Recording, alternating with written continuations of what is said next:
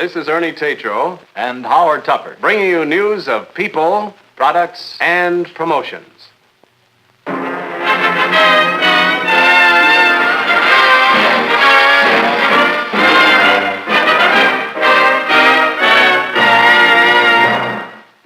In this issue of the Apparatus Newsreel, you're going to see the new Form 3K lightning arrestor. A report on Operation Upturn. And a demonstration of the outdoor lighting department's new shatterproof refractor. An announcement of the power transformer department's unprecedented Project E. And a lesson in salesmanship. Not that we're pretending to tell you professional sales engineers how to sell. Rather, we've got some new ideas that may help you sell. But let's start with a common occurrence. Now, one objection you're meeting more often today is price.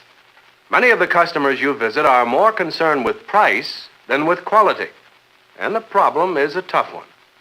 According to the small AC motor and generator department, there are some 56 competitors in the 7.5 to 125 horsepower motor field that are after this guy, your customer. Now, about 46 of these competitors can probably beat your price time after time. And you feel it where it hurts. So does SAC. Your competition in your customer's office sells by price. But in addition, he has to use the facts of his own product. For example, I've got an answer to that question you asked me last time. Sure, our temperature rise is a little high in this motor. But we're using a special insulation material that permits us to give you this motor at a much better price. Why, this 10 horsepower motor we offer will save you $50 per motor on the initial purchase price alone. Now, how do you fight this dollar-saving argument? Well, you fight it with facts. Let's see here. Turn to about the last page. Temperature rise. Sample Century motor tested exceeded nameplate and NEMA temperature rise. The winding life of the Triclad 55 is over 3 times that of the Century. Now, the opinion in this competitive analysis, based on exhaustive tests of what SAC believes is a typical Century motor, estimates that during an anticipated 10-year lifespan, the Century motor will cost $530 more than the Triclad 55 in rewinding costs alone. Sure, the General Electric motor costs more initially. But that's because, for one thing, it costs more to use mylar-backed rag paper as slot insulation rather than rag paper in the Century motor. But that extra cost, and the extra cost of all top-quality materials used in the Triclad 55, means that the SAC motors are going to last longer. And the extra quality will help avoid the failures that can knock lower-quality motors out of operation. Now, this is a fact that you should drive home to that same price-conscious customer. Prove to him the possible danger he faces if he accepts second-rate quality in order to save a few dollars in the initial purchase price. Scare him by hitting at those weak spots where motor failure could ruin his business reputation or at least cost him more money in the long run. How do you do this? Use the newest selling tool available from SAC, X2 Plus 3. To be updated monthly, this selling guide compares competitive motors with the SAC Triclad 55 in the most complete, exhaustive analysis ever made. In this section, which was recently released, the Century motor is dissected beside the SAC motor. For example, a summary sheet shows that the Triclad can mean annual savings to the customer of $111 on electric bills because of its 2.8% higher efficiency than the Century. The comparison goes on to show Century's product scope, their marketing techniques, and analyzes the geography of their selling organization. Most important, X2 Plus 3 contains a point-by-point comparison of features with appraisals and opinions based on complete tests made of representative Century and SAC units in Schenectady. This is a frank book. Where the Century motor is superior, it says so. But of greatest importance to you, it also shows all the ways in which the SAC motor is superior.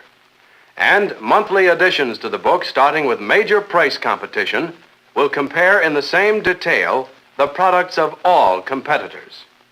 X2 Plus 3 gives you the facts with which you can sell your customer. It gives you the material with which you can get the customer's mind off the price objection and on the benefits of quality. Use it to sell directly against your competition.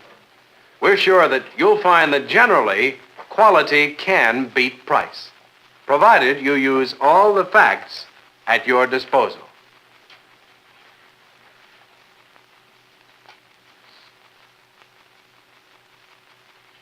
As most of you know, the lightning arrestor and cutout product section has placed a new high-voltage station class arrestor on the market. It's called the Form 3K. Today we have a direct report from Pittsfield, Massachusetts, on the progress this arrestor has made since February this year, when it first became available. Here is Ray Fromm, marketing manager of the lightning arrestor and cutout product section, to tell you about it. From the time the Form 3K arrestor was first introduced, it has had very enthusiastic acceptance by customers. Proof of this is the fact that before we had any units available for shipment, we had orders on the books for this new arrestor that equaled nearly 10% of our 1957 total station arrestor business. I feel the initial success of this arrestor points up two very significant facts. First, although this is a new arrestor, the principle by which it operates, the magnavalve principle, is not new. We pioneered the magnavalve principle in the mid-1940s. We have used it in our distribution and our intermediate class arrestors since 1953, and in our station class arrestors since 1950. And we have, therefore, a vast amount of reliable operating experience to offer our customers. Field experience has proven the soundness of the magnavalve principle. The second important fact, which I feel has contributed to the success of this new arrestor, is its obviously new and rugged design. Features have been incorporated into this arrestor that will enable you to offer your customers extra values. And now, what are they? First, the 1,000 ampere, 2,000 microsecond, 20-shot, long-duration discharge capacity. This is the highest available in the industry today. Second, a 40% reduction in height below the Form 1H arrestor. This enables the 3K stack to be completely self-supporting or suspended on all ratings, 276 kV for 345 kV systems. Third, interchangeable unit construction, which provides users with the versatility required for future expansions or changes in system operating voltages. Fourth, the anti-contamination feature, which has been designed into all of General Electric's station class arrestors. Fifth, the exclusive burn-through pressure relief diaphragm at both top and bottom, which limits the possibility of excessive porcelain throwing in the remote event of failure. These are just 5 extra values that you can offer your customers when talking station arrestors to them. There are others, such as inline internal construction and up to 10% reduction in discharge voltage. Essentially, they all add up to this. The new Form 3K offers your customers a new self-supporting station arrestor with greater discharge capacity, unmatched by any in the industry. It's an arrestor geared not only for the needs of today, but also to system changes anticipated during the next 10 to 15 years. The economies which can be derived from this, I think, are quite obvious. We are offering all of these things to customers at no increase in price for ratings 97 kV and above. We have the product, we have customer acceptance. The time to sell is now. Thanks, Ray. Sounds like a real good thing you got going there. It's Operation Upturn. Yes, in Schenectady, it's kickoff time for Operation Upturn at a planning session attended by council chairmen from the entire company. High point of the occasion is the crowning of King Customer by Robert Paxton. Mr. Paxton emphasizes that Operation Upturn is a sales support program for everyone in the company. Acting Chairman Jiggs Weldy states that extra values should be those that really cause the customer to buy. Models carry in signs with ideas for extra values.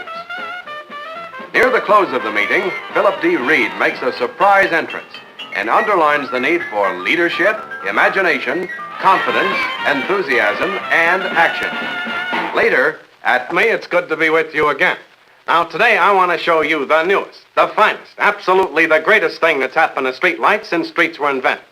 I'm talking about the new, all-new 400-watt mercury luminaire. We call it the 400C.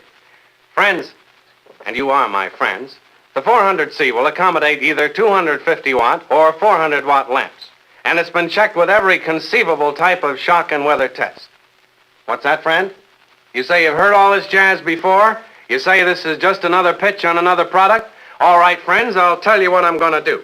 Right here, right before your very eyes, I'm going to prove that you've never seen a street light that can take the punishment the 400C can.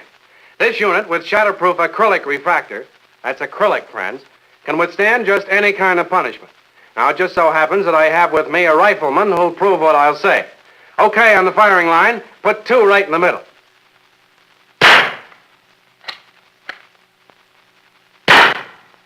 Thank you, friend. And now, if my assistant will bring that light to me, we'll examine this together. Come in closer. The two bullets entered here, and the refractor didn't shatter. Friends, here's a street light that will stand up. Juvenile delinquents will start aiming at tin cans again.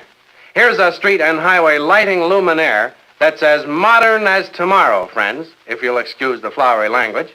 And furthermore, the cost of maintaining the 400C in operation is so low that I'm embarrassed.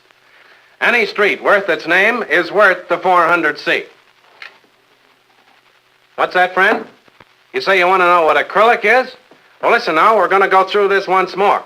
I have here the all-new General Electric 400-watt mercury vapor street and highway luminaire. Seriously, the new acrylic feature of the 400C is an important selling point for you to remember. Also from the outdoor lighting department comes word of the Form 406 fluorescent luminaire. With 4 6-foot power groove lamps, this unit generates 62% more lumens than high-output lamps.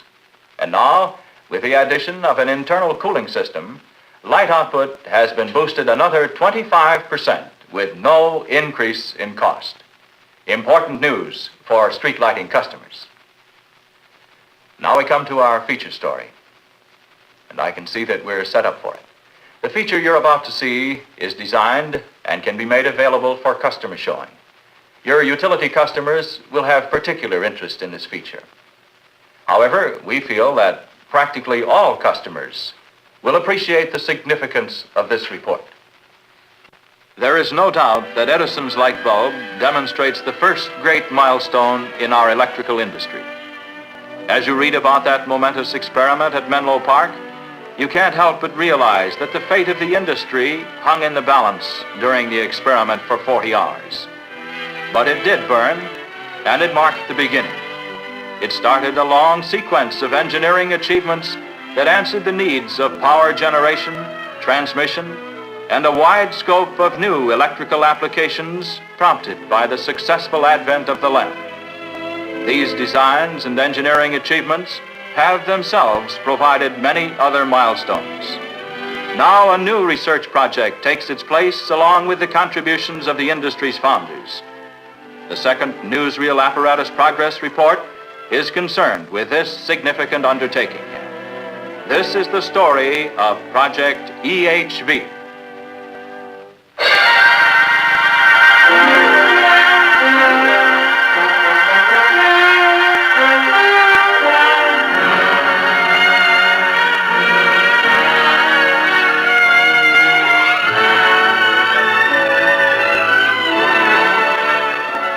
On this site near Pittsfield, Massachusetts, and running toward the horizon will be erected a transmission system which will carry power at the highest voltages in the world.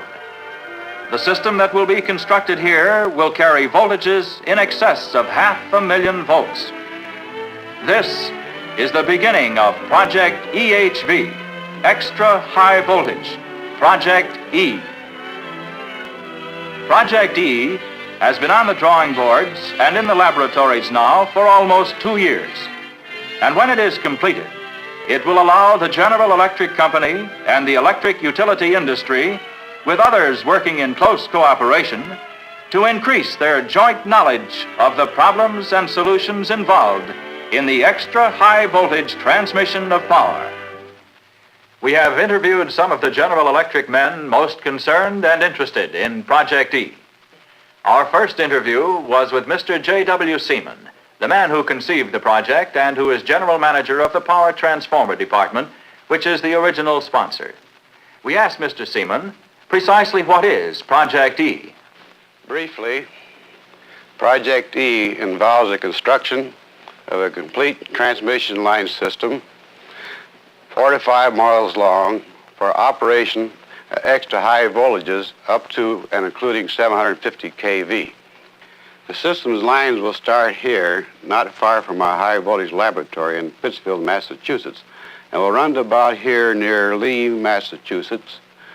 And this system will be a prototype of future extra high voltage systems. Data obtained from this system will be integrated with analytical studies, model investigations, laboratory research in many departments of the General Electric Company at various locations.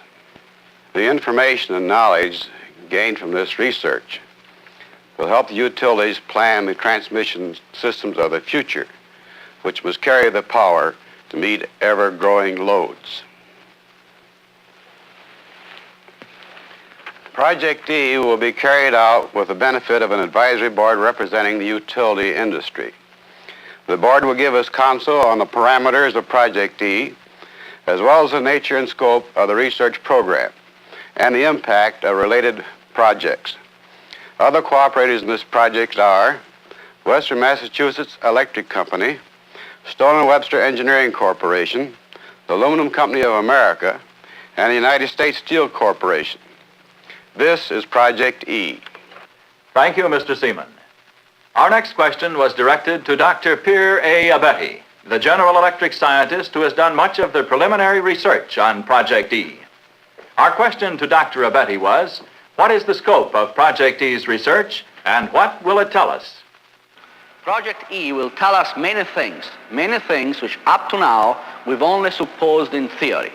Project E is far more than just an experimental line with limited terminal equipment carrying charging current only. Rather, Project E involves the design, construction, and operation of an actual power system, operating under conditions approximating normal use for a statistically significant period of time, that is, several years. Our research will be very helpful.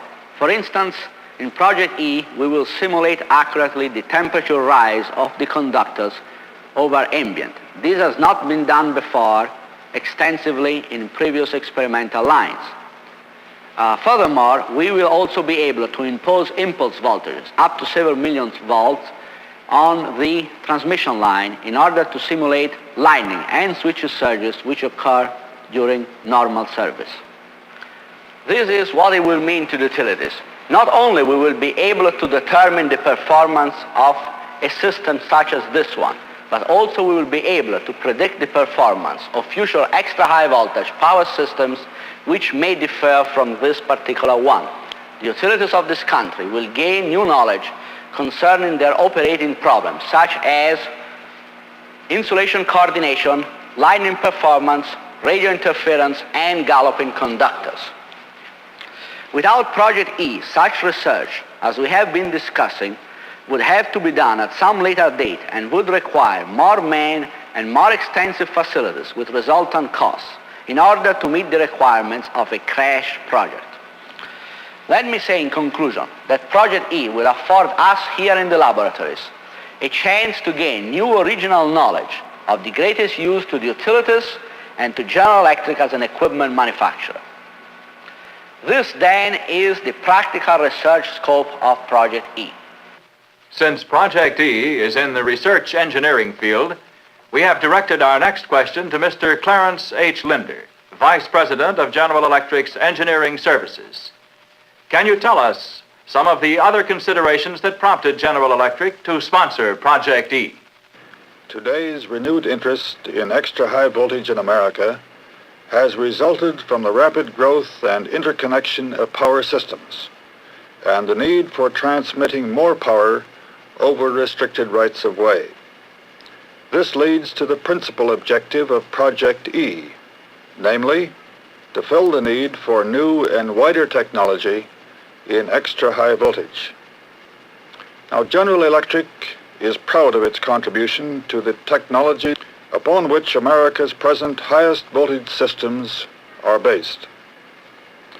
Europe, with its special requirements, has found need presently for voltages higher than the United States, and today Europe leads in extra high voltage practice. Project E will build upon the fine work the Europeans have done and should extend it, with the cooperation of the industry, to the point where America will again be able to design the highest extra high voltage transmission systems. Thank you, Mr. Linder. This has been a very brief report on General Electric's Project E. We have tried to tell you what this will mean to the electrical and utility industries. As you hear more about Project E, you will realize that this will mark the beginning of a new era in our industry. This will be a 5-year project which will commit the General Electric Company to an investment of $5 million.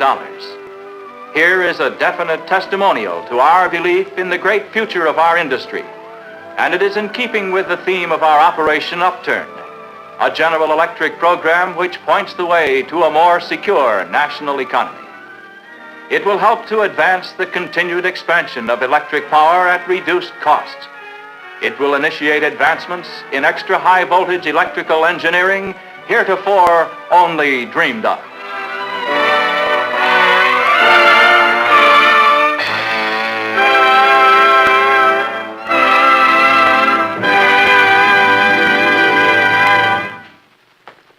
Well, that just about does it. Yes, that wraps it up. And so this is Ernie Tetrault And Howard Tupper. saying so long till the next issue of Apparatus News.